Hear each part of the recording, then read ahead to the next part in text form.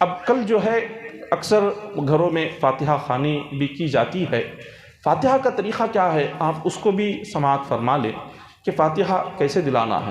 اگر کوئی حافظ قرآن یا کوئی عالم دین آ رہے ہیں تو بہتر ہے، نہیں گھر کے ہی لوگ فاتحہ دلا رہے ہیں تو بہت اچھا ہے۔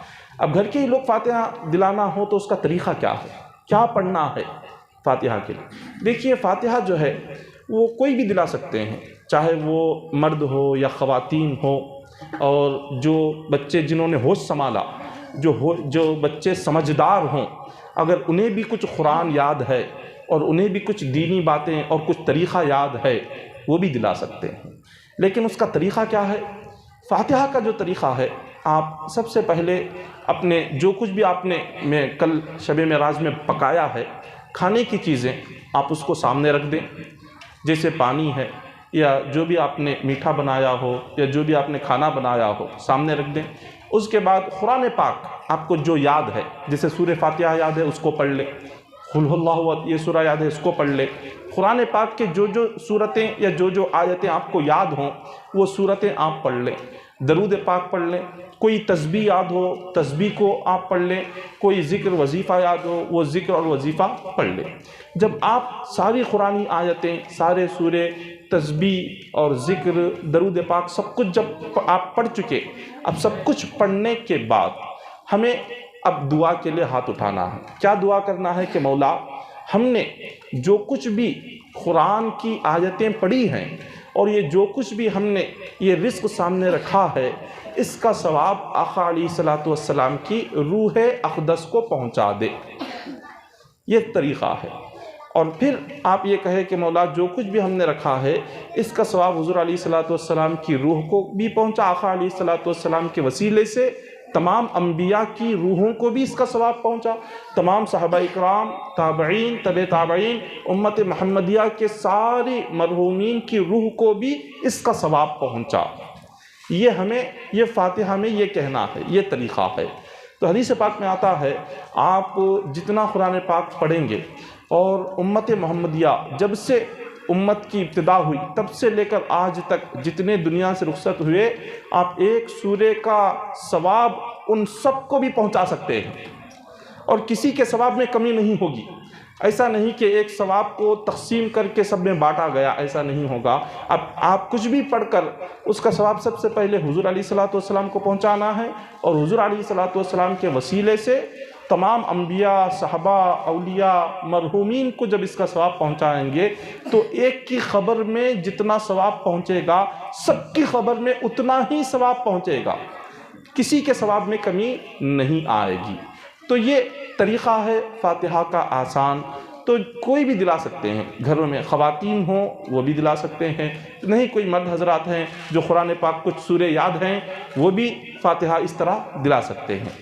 دیکھیے فاتحہ کے وقت میں کھانے پینے کی چیزیں آپ سامنے رکھیں، بہت بہترین ہے، اس کی برکت ہے۔ اکثر گھروں میں ہم یہ خیال، یہ ذہن ہے کہ جو فاتحہ کے لیے رکھتے ہیں وہ دوسروں کو دے دینا ہے، وہ اٹھا کر دوسروں کو دے دینا ہے، خود نہیں کھانا ہے۔ یہ بالکل غلط خیال ہے۔ اگر آپ کسی غریب کو کچھ کھلا رہے ہیں تو یقیناً آپ انہیں دیں، انہیں کھلائیں، لیکن یہ جو ذہن بنا ہوا ہے فاتحہ کے لیے جو رکھا گیا ہے وہ ہم نہیں کھانا، وہ دوسروں کو دے دینا ہے، وہ غریبوں کو دے دینا ہے، یہ غلط خیال ہے۔ اس لیے کہ ہم نے جو قرآن پاک پڑھا جس رزق پر، وہ تو برکت والا ہے، اس کو تو پہلے گھر کے لوگوں کا حق ہے کہ اس برکت والے رزق کو کھائے۔ ہم وہ ساری برکت جس پر قرآن پڑھا وہ ساری برکت اٹھا کر ہم باہر والوں کو دے دیتے ہیں۔ ساری برکتیں تو اس میں ہیں جس میں ہم نے قرآن پڑھا ہے، جس کو سامنے رکھ کر قرآن پڑھا، وہ ساری برکتیں ہم باہر والوں کو دے رہے ہیں۔ ایسا نہیں، آپ دیں، لیکن سب سے پہلے وہ جو برکت والا رزق جو قرآن پاک پڑھتے وقت میں سامنے رکھا گیا اس کو پہلے خود کھائیں، سارے بچوں میں اس کو تقسیم کریں، سب کو وہ کھلائیں۔ اور آپ کسی ضرورت مندوں کو دینا چاہتے ہیں، جو کچھ بھی بنا ہوا ہے آپ وہ چیزیں دے دیں ضرورت مندوں کو، اس میں کوئی حرج نہیں۔ لیکن وہی چیز دینا دوسرا نہیں دے سکتے، ہم نہیں کھا سکتے، یہ غلط خیال ہے، یہ بالکل غلط ہے۔ اب اس میں ایک مسئلہ یہ ہے کہ جب فاتحہ آپ دلا رہے ہو تو اس وقت میں کوئی آگ کی جو چیزیں ہیں وہ فاتحہ کے وقت میں سامنے نہ رکھے، جیسے عود ہو یا اگربتی ہو۔ یقیناً اس کا جو مقصد ہے خوشبو ہے، چاہے عود ہو یا اگربتی ہو، لیکن فاتحہ کے وقت میں ان چیزوں کو آگے رکھنا یہ غلط طریقہ ہے، یہ صحیح قرآن اور حدیث سے یہ طریقہ ثابت نہیں ہے۔ اس کی وجہ یہ ہے، حضور علیہ الصلوۃ والسلام نے ایک حدیث پاک ارشاد فرمائی، من تشبہ بقوم فہو منہم لا تشبہوا بالیہود ولا بالنصارى۔ حضور علیہ الصلوۃ والسلام نے فرمایا تم کسی غیر قوم کا طریقہ مت اپناؤ، جو اسلام کے خلاف جو غیر قوم ہو اس قوم کا طریقہ تم مت اپناؤ۔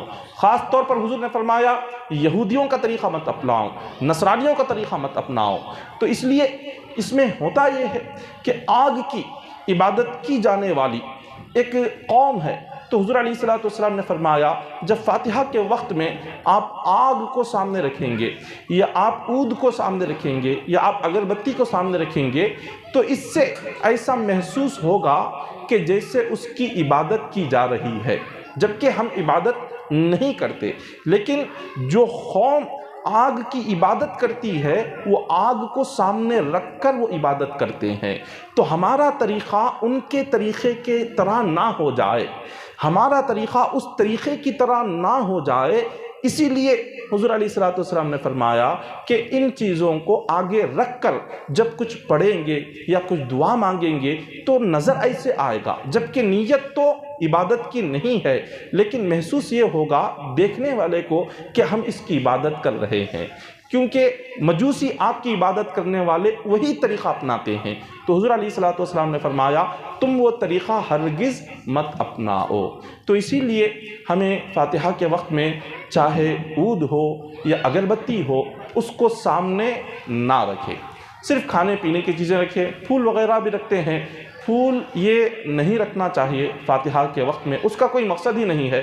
کپڑے فاتحہ کے وقت میں رکھتے ہیں وہ بھی نہیں رکھنا چاہیے، صرف کھانے پینے کی چیزیں ہی فاتحہ کے وقت میں آپ آگے رکھیں، یہ صحیح طریقہ ہے۔ اور اس میں